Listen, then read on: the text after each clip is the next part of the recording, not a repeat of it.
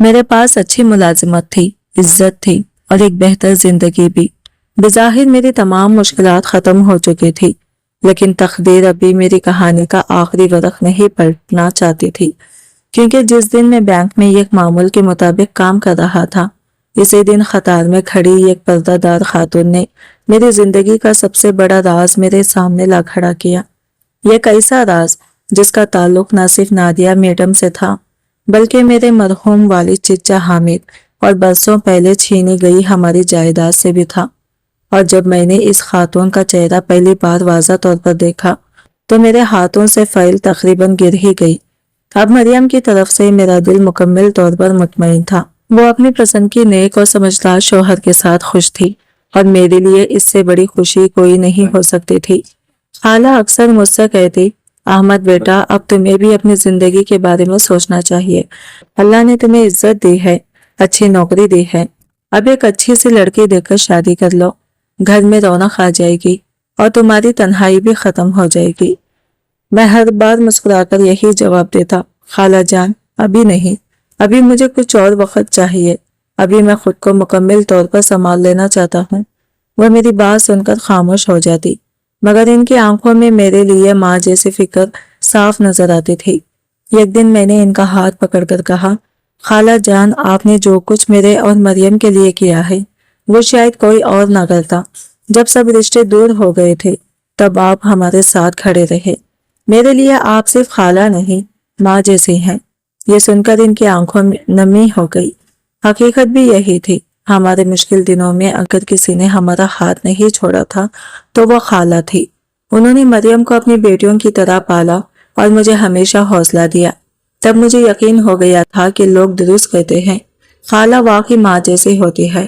وقت کے ساتھ میری زندگی میں استحکام آنا شروع ہو گیا۔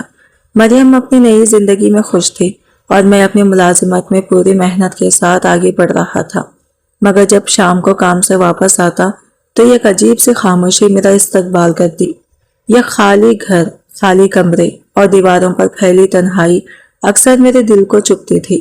کبھی کبھی رات کے وقت مجھے یوں محسوس ہوتا جیسے زندگی کی ساری کامیابیاں کے باوجود میرے اندر کوئی خلا اب بھی باقی ہے۔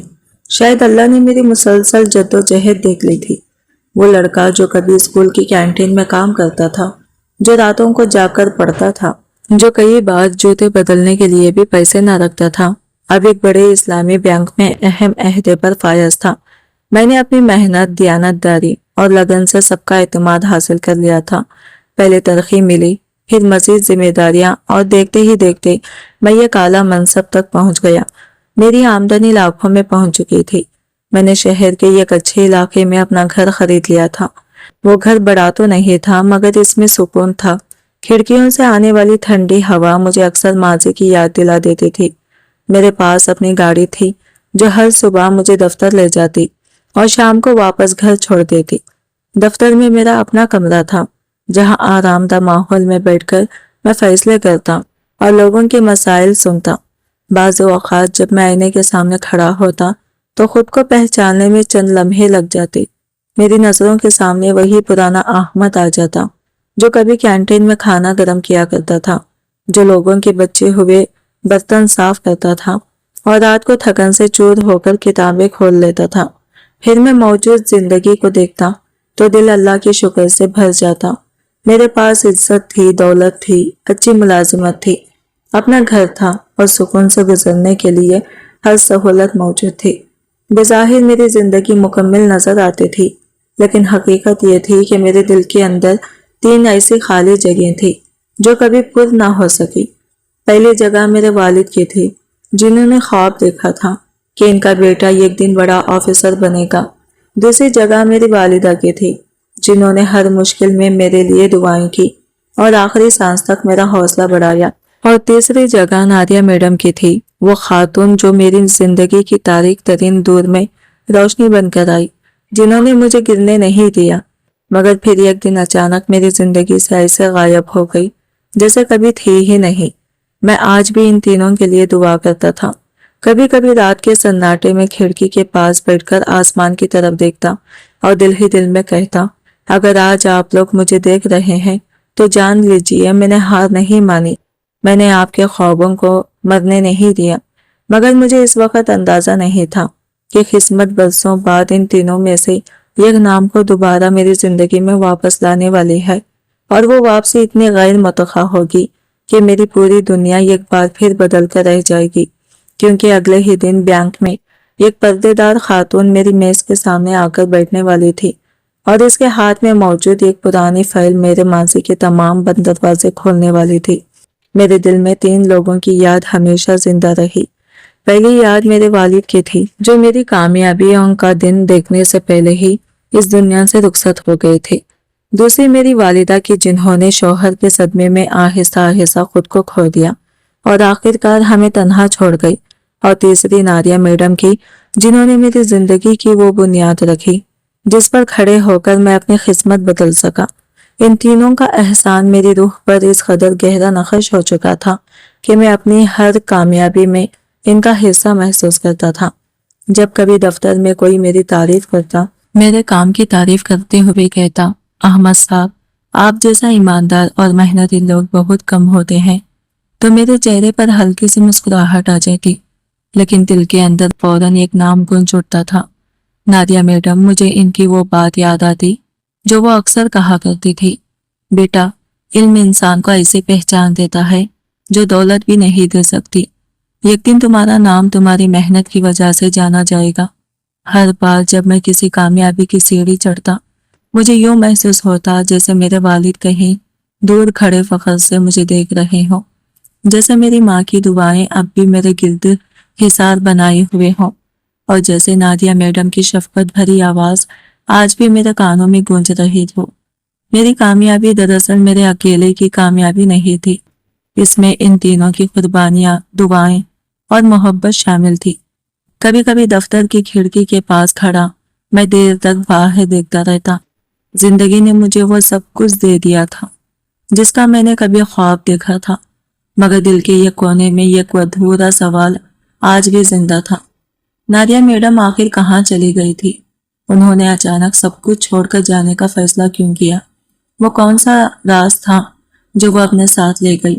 میں نے برسوں تک انہیں تلاش کرنے کی کوشش کی تھی، پرانے نمبروں پر رابطہ کیا، جاننے والوں سے پوچھا، مختلف شہروں میں معلومات حاصل کی، مگر ہر بار مایوسی ہے ہاتھ آئی۔ ایسا لگتا تھا جیسے وہ زمین پر نہیں بلکہ ہوا میں تحلیل ہو گئی ہو۔ ان کا کوئی نشان، کوئی سراغ اور کوئی خبر کہیں موجود نہیں تھی۔ وقت کے ساتھ زندگی آگے بڑھتی رہی، لیکن ان کی یاد کبھی مدھم نہ ہوئی۔ بعض راتوں میں جب نیند میری آنکھوں سے دور ہوتی تو میں ان کے لیے دعا کرتا اور دل ہی دل میں کہتا، میڈم، اگر آپ کہیں بھی ہیں تو اللہ آپ کو سلامت رکھے۔ آپ نے ایک یتیم اور بے سہارا لڑکے کو زندگی جینے کا حوصلہ دیا تھا۔ آج جو کچھ بھی ہو، آپ کی وجہ سے ہی ہو۔ مجھے بالکل اندازہ نہیں تھا کہ برسوں سے جس سوال کا جواب میں تلاش کر رہا تھا، وہ جواب اب میرے بہت قریب آ چکا ہے، اور وہ خاتون جسے میں ہمیشہ کے لیے کھو چکا سمجھ بیٹھا تھا، اس کا نام چند لمحوں بعد دوبارہ میری زندگی میں آنے والا تھا۔ مگر اس سے پہلے تقدیر مجھے ایک ایسا انشقاق دکھانے والی تھی جس نے میرے ماضی، میرے والد اور نادیہ میڈم کے درمیان چھپے ہوئے تعلق کو ہمیشہ کے لیے بے نقاب کر دینا تھا۔ میں نے برسوں تک نادیہ میڈم کو تلاش کیا تھا، مگر ان کا کوئی سراغ نہیں ملا۔ وقت گزرتا رہا، زندگی آگے بڑھتی رہی، اور میں نے یہ مان لیا تھا کہ شاید اب ان سے کبھی ملاقات نہیں ہوگی، لیکن تقدیر نے میرے لیے کچھ اور ہی لکھ رکھا تھا۔ ایک دن ایسا آیا جو میری پوری زندگی کا سب سے یادگار اور حیران کن دن بن گیا۔ اس روز بینک میں معمول کے مطابق کام جاری تھا۔ باہر ہلکی ہلکی بارش ہو رہی تھی اور موسم میں خنکی بڑھ گئی تھی۔ میں اپنے کیبن میں بیٹھا فائلیں دیکھ رہا تھا کہ اچانک باہر کچھ شور سنائی دیا۔ پہلے تو میں نے زیادہ توجہ نہیں دی، لیکن آوازیں مسلسل بلند ہو رہی تھی۔ میں نے سر اٹھا کر شیشے کے پار دیکھا۔ دروازے کے قریب ایک ضعیف خاتون کھڑی تھی۔ ان کے کپڑے پرانے تھے، ہاتھ کانپ رہے تھے، اور چہرہ عمر اور مشکلات کی لکیروں سے بھرا ہوا تھا۔ وہ گارڈ سے بار بار التجا کر رہی تھی، بیٹا مجھے اندر جانے دو، میرے پنشن لینی ہے، 2 دن بینک بند رہے گا، میرے پاس گھر میں کھانے کے لیے کچھ بھی نہیں ہے۔ اگر آج پیسے نہ ملے تو میں 2 دن کیسے گزاروں گی؟ ان کی آواز میں ایسی بے بسی تھی کہ سننے والا بھی افسردہ ہو جاتا۔ جیسے ہی میری نظر ان کے چہرے پر ٹھہری، میرے جسم میں ایک جھٹکا سا لگا۔ میرا دل تیزی سے دھڑکنے لگا۔ ہاتھ میں پکڑی ہوئی فائل تقریباً زمین پر گر گئی۔ چہرہ جھریوں سے بھرا ہوا تھا، بال سفید ہو چکے تھے اور عمر نے انہیں بہت بدل دیا تھا، لیکن ان آنکھوں کو میں کبھی نہیں بھول سکتا تھا۔ یہ وہی آنکھیں تھیں جنہوں نے برسوں پہلے میری مایوسی میں امید جگائی تھی۔ یہ نادیہ میڈم تھی۔ ایک لمحے کے لیے مجھے یقین ہی نہیں آیا۔ میں کرسی سے تقریباً اچھل کر کھڑا ہوا اور تیزی سے باہر کی طرف بڑھا۔ بینک کا پورا عملہ حیرت سے مجھے دیکھ رہا تھا۔ شاید انہیں سمجھ نہیں آ رہا تھا کہ ایک سینئر آفیسر اس قدر بے قراری سے یہ غریب اور بے حال خاتون کی طرف کیوں جا رہا ہے۔ میں ان کے قریب پہنچا تو میری آنکھوں میں آنسو آ چکے تھے۔ میں ان کے سامنے جھک گیا اور بھرائی ہوئی آواز میں بولا، میڈم، آپ نے مجھے پہچانا نہیں؟ میں احمد ہوں، آپ کا شاگرد۔ وہ چند لمحے خاموشی سے مجھے دیکھتی رہی۔ ایسا لگ رہا تھا جیسے وہ یادوں کے دھندلے دریچوں میں کسی گمشدہ چہرے کو تلاش کر رہی ہو۔ پھر اچانک ان کی آنکھوں میں پہچان کی چمک نمودار ہوئی۔ ان کے لرزتے ہوئے ہونٹوں پر ہلکی سی مسکراہٹ آئی۔ احمد بیٹا، میرے آنسو بہہ نکلے۔ جی میڈم، میں احمد ہی ہوں۔ انہوں نے کانپتے ہوئے ہاتھ میرے چہرے پر رکھ دیا۔ ماشاءاللہ، تم تو واقعی بہت بڑے آدمی بن گئے ہو۔ میں ان کے قدموں کے قریب بیٹھ گیا اور کہا، میڈم، آج میں جو کچھ بھی ہوں آپ کی وجہ سے ہوں۔ اگر آپ میرا ہاتھ نہ پکڑتی تو شاید میں کہیں گم ہو چکا ہوتا۔ ان کی آنکھیں بھی نم ہو گئی۔ کچھ لمحوں تک ہم دونوں خاموش رہے، جیسے برسوں کی جدائی ایک نظر میں سمٹ آئی ہو۔ میں نے فوراً ان کی پینشن کا مسئلہ حل کروایا اور رقم ان کے حوالے کی۔ پھر ان کے ہاتھ پکڑ کر کہا، میڈم، آپ میرے ساتھ چلیں، میرا گھر قریب بھی ہے، آج آپ کہیں اور نہیں جائیں گی۔ انہوں نے فوراً نفی میں سر ہلا دیا۔ نہیں بیٹا، میں تمہیں تکلیف نہیں دینا چاہتی۔ میں نے محبت سے کہا، آپ نے ساری زندگی میرے لیے تکلیف اٹھائی ہے، آج مجھے اپنا فرض ادا کرنے دے۔ لیکن وہ پھر بھی راضی نہ ہوئی۔ آخرکار انہوں نے آہستہ سے کہا، اگر تم واقعی میری مدد کرنا چاہتے ہو تو مجھے صرف میرے گھر چھوڑ دو۔ میں نے فوراً حامی بھر لی۔ جی میڈم، جیسا آپ کہیں۔ میرے دل میں عجیب سی خوشی اور بے چینی ایک ساتھ تھی۔ برسوں بعد میں انہیں دوبارہ ملا تھا۔ میں سوچ رہا تھا کہ راستے میں ان کے لیے کچھ راشن، دوائیاں اور ضروری سامان خرید لوں تاکہ انہیں دوبارہ بھوکا نہ رہنا پڑے۔ میں نے گاڑی منگوائی اور بہت احتیاط سے انہیں سہارا دے کر پچھلی نیچ پر بٹھا دیا۔ راستے بھر میرا دل سینکڑوں سوالوں سے بھرا ہوا تھا۔ وہ اچانک کیوں غائب ہو گئی تھی؟ انہوں نے مجھ سے رابطہ کیوں نہیں کیا؟ اور سب سے بڑھ کر وہ آج اس حالت میں کیوں تھی؟ میں نے گاڑی اسٹارٹ کی اور نرمی سے پوچھا، میڈم، آپ کہاں رہتی ہیں؟ وہ چند لمحے خاموش رہی، جیسے کوئی فیصلہ کر رہی ہو۔ پھر ہلکی جھجک کے ساتھ انہوں نے ایک پتہ بتایا۔ جیسے ہی میں نے وہ پتہ سنا، میرے ہاتھ اسٹیئرنگ پر جم گئے۔ وہ پتہ میرے لیے اجنبی نہیں تھا، بلکہ وہ وہی علاقہ تھا جہاں برسوں پہلے میرے چچا حامد نے ہمارے گھر کے کاغذات چرا کر ہماری پوری زندگی برباد کر دی تھی۔ اور اسی لمحے میرے دل میں پہلی بار یہ خوفناک سوال پیدا ہوا، کیا نادیہ میڈم کی گمشدگی اور میرے خاندان کے ساتھ ہونے والے دھوکے کے درمیان کوئی تعلق تھا؟ نادیہ میڈم پتہ بتاتے ہوئے عجیب سے جھجک محسوس کر رہی تھی۔ ان کی نظریں جھکی ہوئی تھی اور آواز میں ہلکی سی شرمندگی شامل تھی۔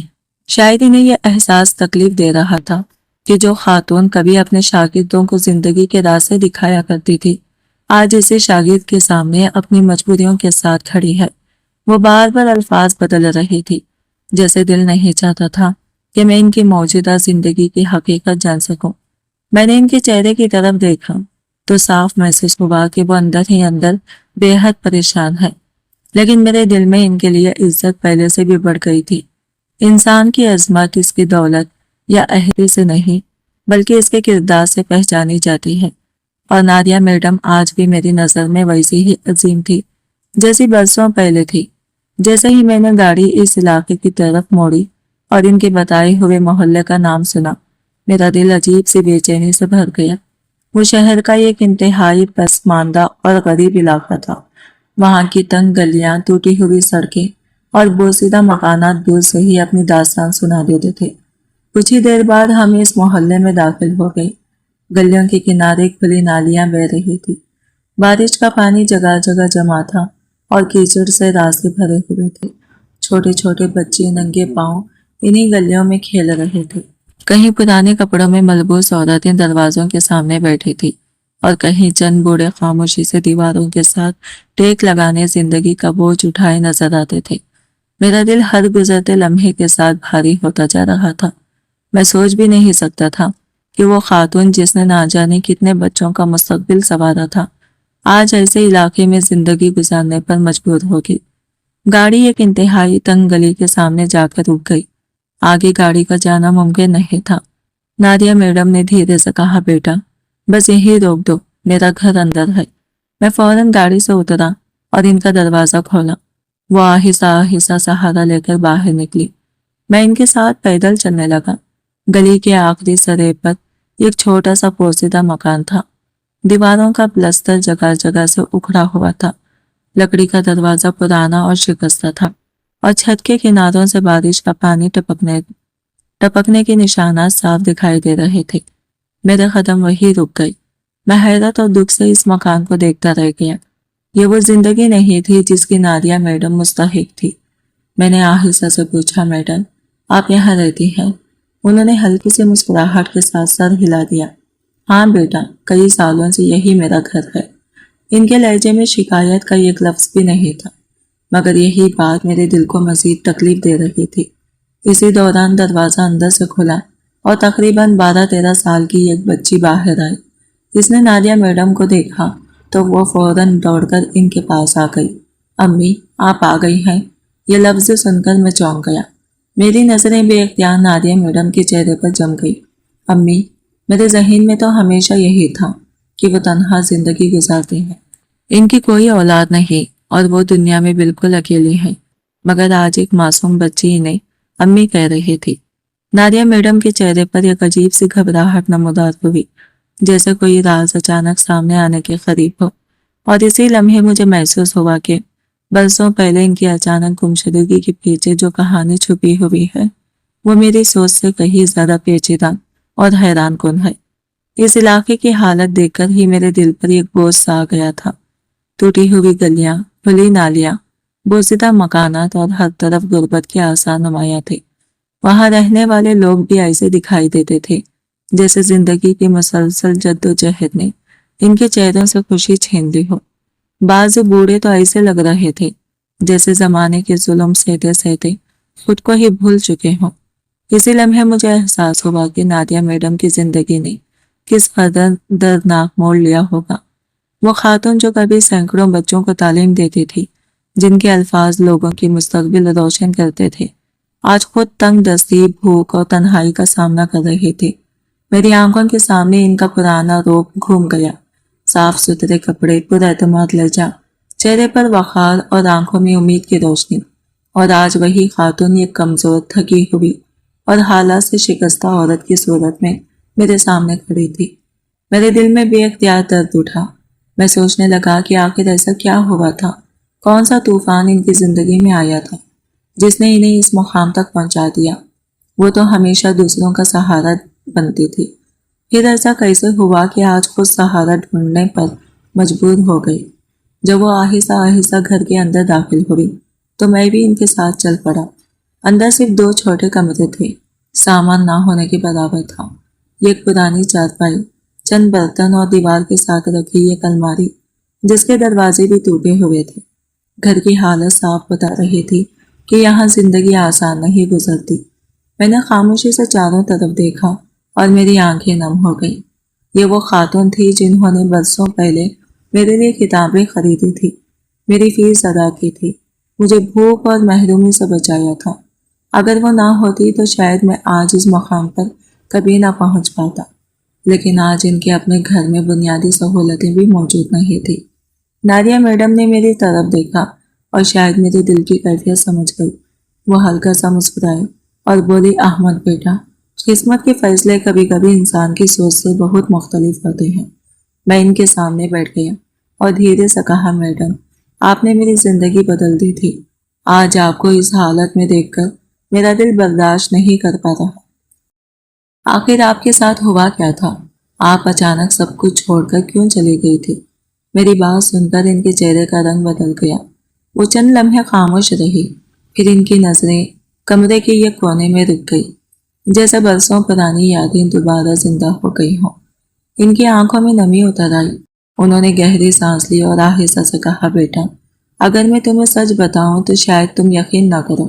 میری گمشدگی کے پیچھے صرف میری کہانی نہیں، بلکہ تمہارے والد، تمہارے چچا حامد اور تمہارے چھینے ہوئے گھر کی کہانی بھی چھپی ہوئی ہے۔ یہ سن کر میرا دل زور سے دھڑکا۔ میں سیدھا ہو کر بیٹھ گیا۔ برسوں سے میرے ذہن میں جو سوالات گردش کر رہے تھے، شاید ان کے جواب اب میرے سامنے آنے والے تھے، اور نادیہ میڈم نے لرزتی ہوئی آواز میں وہ راز بیان کرنا شروع کیا جس نے میری پوری دنیا کا رخ بدل دینا تھا۔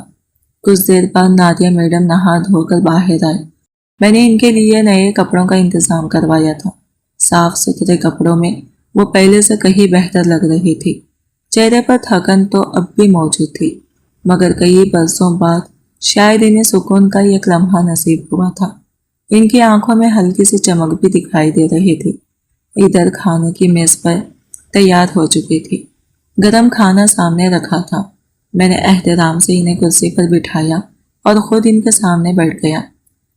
کچھ لمحے خاموشی رہی، پھر میں نے آہستہ سے کہا، میڈم، اب آپ مجھے سب کچھ بتائیے۔ آپ اچانک کیوں چلی گئی تھی؟ اتنے سال کہاں رہی؟ میں نے آپ کو بہت تلاش کیا، مگر آپ کا کوئی پتہ نہیں چلا۔ وہ چند لمحے خاموش رہی، پھر گہری سانس لے کر ہلکی سی مسکراہٹ کے ساتھ بولی، احمد بیٹا، تمہاری کامیابی آسمان تک پہنچ گئی اور میری زندگی آسمان سے زمین پر آ گری۔ ان کے لہجے میں دکھ بھی تھا اور قسمت سے سمجھوتے کا احساس بھی۔ انہوں نے پانی کا ایک گھونٹ لیا اور بات جاری رکھی، میرا اپنا کوئی گھر نہیں تھا۔ کئی سال کی نوکری کے بعد میں نے سوچا کہ بڑھاپے کے لیے ایک چھوٹا سا گھر بنا لوں، اس لیے میں نے بینک سے قرض لیا، اپنی تنخواہ سے قسطیں ادا کرتی رہی اور آہستہ آہستہ گھر کی تعمیر شروع ہو گئی۔ وہ میرا خواب تھا، میری پوری زندگی کی جمع پونجی۔ ان کی آنکھوں میں نمی اتر آئی۔ گھر ابھی مکمل بھی نہیں ہوا تھا کہ مجھے خبر ملی وہاں کچھ لوگوں نے قبضہ کر لیا ہے۔ وہ دوسرا شہر تھا، میرا آبائی شہر، جہاں میں پیدا ہوئی تھی اور جہاں اپنی باقی زندگی گزارنے کا خواب دیکھتی تھی۔ مجھے یقین تھا کہ شاید بات چیت سے مسئلہ حل ہو جائے گا۔ میں نے سوچا تھا کہ جا کر ان لوگوں سے درخواست کروں گی کہ وہ میرا گھر چھوڑ دے۔ وہ چند لمحے خاموش ہو گئی۔ میں ان کے چہرے کی طرف دیکھتا رہا، پھر انہوں نے نظریں جھکا لی اور دھیمی آواز میں کہا، لیکن بیٹا، دنیا ہمیشہ اتنی رحم دل نہیں ہوتی جتنی ہم سوچتے ہیں۔ میں خاموش رہا۔ وہ مزید بولی، وہ لوگ عام قبضہ کرنے والے نہیں تھے، ان کے پیچھے طاقتور لوگ تھے۔ میں نے عدالتوں کی چکر لگائے، سرکاری دفاتر کے دروازے کھٹکھٹائے، ہر جگہ فریاد کی، مگر کسی نے میری بات نہیں سنی۔ میرا پیسہ ختم ہوتا گیا، نوکری متاثر ہوتی گئی اور میں اپنے ہی مسئلے میں الجھتی چلی گئی۔ ان کے چہرے پر برسوں کی تھکن صاف دکھائی دے رہی تھی۔ جب انسان مسلسل لڑتا رہتا ہے تو ایک وقت ایسا آتا ہے جب جسم سے پہلے روح تک جاتی ہے۔ میرے ساتھ بھی یہی ہوا۔ بیماریوں نے گھیر لیا، قرض بڑھتا گیا اور میں اندر سے ٹوٹنے لگی۔ میں خاموشی سے سنتا رہا۔ اس دوران میں نے کسی کو اپنی تکلیف نہیں بتائی، حتیٰ کہ تمہیں بھی نہیں۔ میں نہیں چاہتی تھی کہ تم اپنی زندگی اور تعلیم چھوڑ کر میری مشکلات میں الجھ جاؤ۔ تمہارا مستقبل میرے لیے سب سے اہم تھا، اسی لیے میں نے خاموشی سے استعفیٰ دیا اور شہر چھوڑ دیا۔ یہ سن کر میری آنکھیں بھر آئیں۔ میں نے کبھی سوچا بھی نہیں تھا کہ وہ مجھے بچانے کے لیے خود تنہا اتنی بڑی جنگ لڑ رہی تھی۔ انہوں نے آگے کہا، کچھ عرصہ میں ایک دور کے رشتہ دار کے گھر رہی۔ شروع میں انہوں نے میرا خیال رکھا، مگر جب بیماری بڑھ گئی اور میں ان پر بوجھ محسوس ہونے لگی تو ان کا رویہ بدل گیا۔ وہ میری پینشن پر نظر رکھنے لگی۔ آہستہ آہستہ انہیں میری موجودگی ناگوار گزرنے لگی۔ آخر ایک دن انہوں نے صاف کہہ دیا کہ میں کہیں اور جا کر رہوں۔ میں نے مٹھی بھینچ لی۔ میری آنکھوں کے سامنے وہ عورت بیٹھی تھی جس نے اپنی زندگی دوسروں کے مستقبل سنوارنے میں گزارتی تھی، اور بڑھاپے میں اسے یہ صلہ ملا تھا۔ نادیہ میڈم نے میری طرف دیکھا اور ہلکی سی مسکراہٹ کے ساتھ بولی، لیکن اللہ کا شکر ہے آج تم سے ملاقات ہو گئی۔ کم از کم اب مجھے یہ اطمینان ہے کہ میری محنت ضائع نہیں گئی۔ جس بیج کو میں نے برسوں پہلے بویا تھا وہ آج ایک مضبوط درخت بن چکا ہے۔ میں نے فوراً ان کا ہاتھ تھام لیا۔ میڈم، اب آپ دوبارہ کبھی تنہا نہیں رہیں گے۔ جس طرح آپ نے میرا سہارا بنایا تھا، اب میری باری ہے۔ یہ سن کر ان کی آنکھوں میں آنسو آ گئے، مگر مجھے اندازہ نہیں تھا کہ ان کی کہانی ابھی مکمل نہیں ہوئی تھی، کیونکہ اگلے ہی لمحے انہوں نے ایک ایسا نام لیا جسے سن کر میرے جسم میں سنسنی دوڑ گئی۔ وہ نام تھا حامد، وہی شخص جس نے برسوں پہلے میرے والد کو دھوکہ دے کر ہمارا گھر چھین لیا تھا۔ نادیہ میڈم نے اپنی بات جاری رکھتے ہوئے کہا، بیٹا، جب رشتہ داروں نے بھی میرا ساتھ چھوڑ دیا تو میں نے تھوڑی بہت بچی ہوئی رقم سے اپنے لیے ایک چھوٹا سا ٹھکانہ بنا لیا۔ میں نے نوکری بھی وقت سے پہلے چھوڑ دی تھی، اس لیے میری پینشن اتنی نہیں تھی کہ آرام سے کرایہ، بجلی اور دوسری ضروریات پوری کر سکوں۔ بس جیسے تیسے زندگی گزرتی رہی۔ میں خاموشی سے ان کی بات سنتا رہا۔ پھر میں نے پوچھا، میڈم، آپ اس شہر میں کب سے رہ رہی ہیں؟ انہوں نے جواب دیا، تقریباً 2 سال سے۔ میں نے حیرانی سے کہا، 2 سال؟ اور آپ نے ایک بار بھی مجھ سے رابطہ کرنے کی کوشش نہیں کی؟ وہ چند لمحے خاموش رہی، پھر دھیرے سے بولی، احمد بیٹا، اگر میں تمہیں تلاش کرنا چاہتی تو شاید تم مل بھی جاتے، لیکن میرے دل میں یہ خوف تھا۔ میں نہیں چاہتی تھی کہ تم یہ سمجھو کہ میں نے جو تمہاری مدد کی تھی آج اس کا بدلہ لینے آئی ہوں۔ میں نہیں چاہتی تھی کہ میری محبت یا میری قربانی پر احسان کا سایہ پڑ جائے۔ ان کی بات سن کر میری آنکھیں نم ہو گئی۔ میں نے فوراً کہا، میڈم، اگر آپ مجھ سے اپنا حق مانگنے بھی آتے تو بھی میں خوشی خوشی سے دے دیتا۔ آپ نے میرے لیے جو کچھ کیا اس کا بدلہ تو میں ساری زندگی بھی نہیں چکا سکتا۔ آپ کو میرے پاس آ جانا چاہیے تھا، لیکن شاید اللہ نے یہی لکھا تھا کہ ہم دوبارہ اسی طرح ملیں گے۔ پھر میں نے ان کا ہاتھ اپنے ہاتھوں میں لے لیا اور پورے یقین کے ساتھ کہا، آج سے آپ کہیں نہیں جائیں گی، آپ میرے ساتھ رہیں گی۔ جس طرح آپ نے ہمیشہ مجھے اپنا بیٹا سمجھا، آج سے میں بھی سب کو یہی بتاؤں گا کہ آپ میری ماں ہیں۔ استاد اور شاگرد کا رشتہ بھی ماں اور اولاد کا جیسا ہی ہوتا ہے۔ میرا گھر آپ کا گھر ہے اور اب آپ کبھی تنہا نہیں رہیں گی۔ یہ سن کر ان کے آنکھوں میں عجیب سی روشنی بھر آئی۔ ایسا لگ رہا تھا جیسے برسوں کا دکھ ایک لمحے کے لیے ہلکا ہو گیا ہو۔ ان کے چہرے پر وہی سکون تھا جو ایک ماں کو اپنے بیٹے کا سہارا ملنے پر محسوس ہوتا ہے۔ لرزتی ہوئی آواز میں انہوں نے کہا، بیٹا، تم نے مجھے زندگی کے آخری حصے میں عزت اور اپنائیت دے دی۔ میں تو یہ سمجھ بیٹھی تھی کہ باقی زندگی تنہائی اور خاموشی میں گزرے گی، لیکن اللہ نے میرے لیے تمہیں محفوظ رکھا ہوا تھا۔ اس دن کے بعد نادیہ میڈم میرے گھر آ گئی۔ ان کی پینشن اب بھی ان کے نام آتی تھی، لیکن میں خود جا کر لے آتا اور ان کے ہاتھ میں رکھ دیتا۔ البتہ ہمیشہ یہی کہتا، یہ آپ کی محنت کی کمائی ہے، اسے سنبھال کر رکھیں۔ آپ کو ابھی 1 روپیہ خرچ کرنے کی ضرورت نہیں۔ ان کی ہر ضرورت کا خیال میں خود رکھتا تھا۔ میں نے ان کے لیے الگ سے یہ خاتون ملازمہ بھی رکھ دی تھی تاکہ ان کی دیکھ بھال میں کوئی کمی نہ رہے۔ گھر میں پہلے بھی ملازمین موجود تھے، مگر میں چاہتا تھا کہ یہ ایک شخص صرف نادیہ میڈم کی خدمت کے لیے مقرر ہو، جو ان کی دوائیں، کھانا اور آرام کا مکمل خیال رکھے۔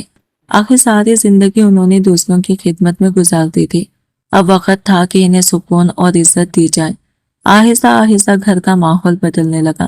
شام کو جب میں دفتر سے واپس آتا تو وہ میرا انتظار کر رہی ہوتی، کبھی برآمدی میں بیٹھی ملتی، کبھی دروازے کے قریب، بالکل ویسے جیسے ایک ماں اپنے بیٹے کے گھر آنے کا انتظار کرتی ہے۔ ہم دونوں رات کا کھانا ایک ساتھ کھاتے تھے۔ وہ اکثر اپنے ہاتھ سے مجھے نوالا کھلا دیتی اور میں انہیں دفتر کے قصے سناتا، بیان کے معاملات، نئے لوگوں سے ملاقاتیں اور دن بھر کے واقعات، سب کچھ ان کے ساتھ شیئر کرتا۔ وہ خاموشی سے سنتی اور پھر دعا دیتے ہوئے کہتی، اللہ تمہیں ہمیشہ کامیاب رکھے بیٹا۔ ان کی دعاؤں میں عجیب تاثر تھا۔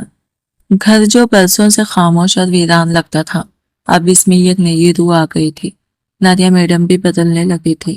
جو خاتون پہلے خاموش اور اداس رہتی تھی، اب ان کے چہرے پر مسکراہٹ دکھائی دینے لگی تھی۔ ان کی آنکھوں میں زندگی لوٹ رہی تھی۔ ایک دن وہ ہنستے ہوئے بولی، احمد بیٹا، اب میری ایک اور ذمہ داری باقی رہ گئی ہے۔ میں نے مسکرا کر پوچھا، وہ کیا؟ انہوں نے کہا تمہاری شادی؟ میں بے اختیار ہنس پڑا۔ وہ سنجیدگی سے بولی واقعی مجھے لگتا تھا تم اب تک شادی کر چکے ہوں گے، لیکن جب معلوم ہوا کہ تم آج بھی اکیلے ہو تو میرے دل میں خواہش پیدا ہوئی کہ میں خود تمہارے لیے ایک اچھی لڑکی پسند کروں۔ اللہ نے مجھے اپنی اولاد نہیں دی، مگر شاید اسی لیے تمہیں میری زندگی میں دوبارہ بھیجا ہے۔ میں ان کی بات سن کر مسکراتا اور کہتا امی آپ جسے پسند کریں گی مجھے قبول ہوگا۔ میری زبان سے امی کا لفظ سن کر ان کی آنکھیں خوشی سے چمک اٹھی اور یوں ہماری زندگی ایک خوشبو سے بھر گئی۔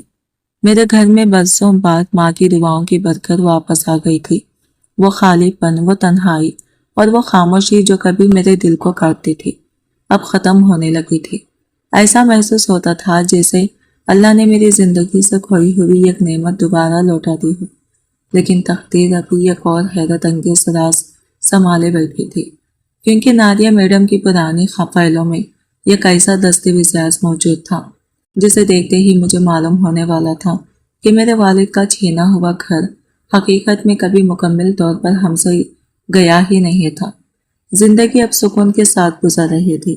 نادیہ میڈم جنہیں میں دل سے اپنی ماں مان چکا تھا میرے گھر کی رونق بن گئی تھی۔ ان کی دعاؤں سے گھر میں برکت محسوس ہوتی تھی اور میری کامیابیاں بھی بڑھتی جا رہی تھی، مگر شاید اللہ نے ابھی میری زندگی کے ایک ادھورے باب کو مکمل کرنا باقی رکھا تھا۔ ایک دن نادیہ میڈم اپنی پرانی فائل ترتیب دے رہی تھی۔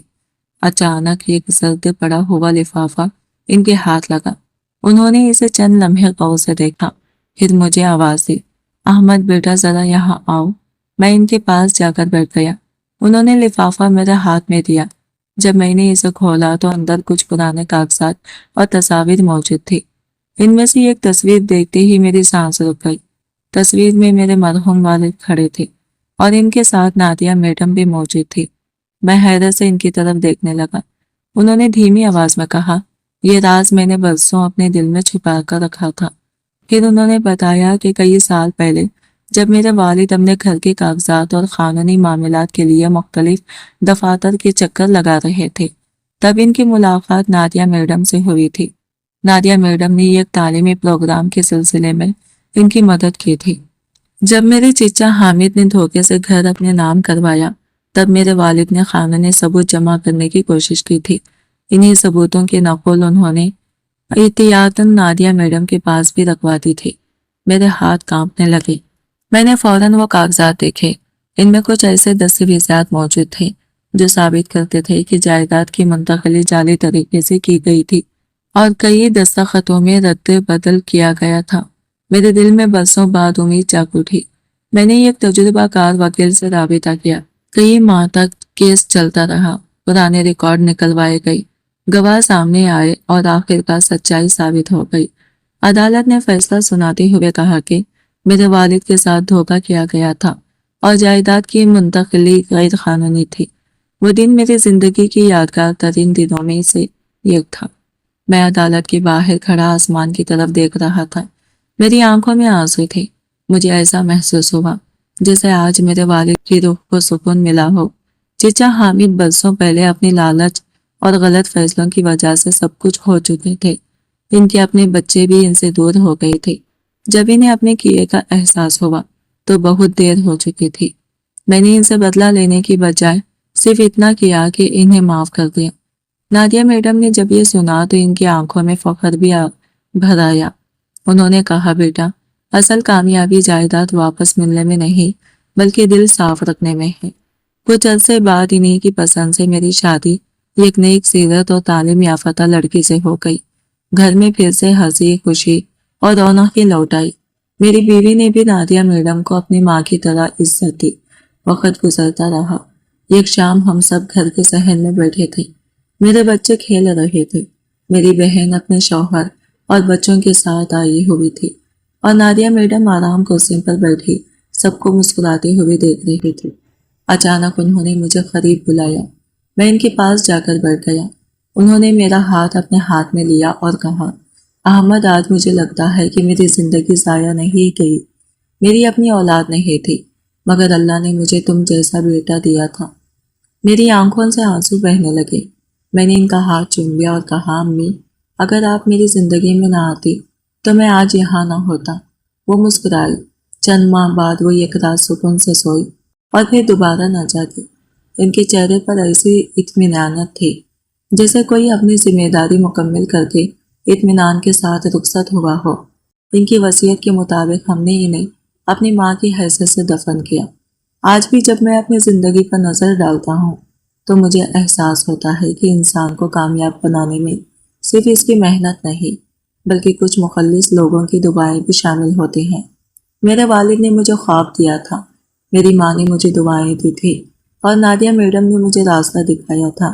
اگر ان تینوں کا ساتھ نہ ہوتا تو شاید میں کبھی اپنی منزل تک نہ پہنچ پاتا، اور یہی میری زندگی کا سب سے بڑا سچ تھا۔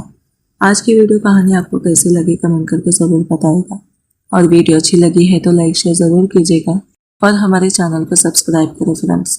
ملتے ہیں اگلے نیو ویڈیو کے ساتھ، تب تک کے لیے بائے بائے، ٹیک کیئر، اللہ حافظ۔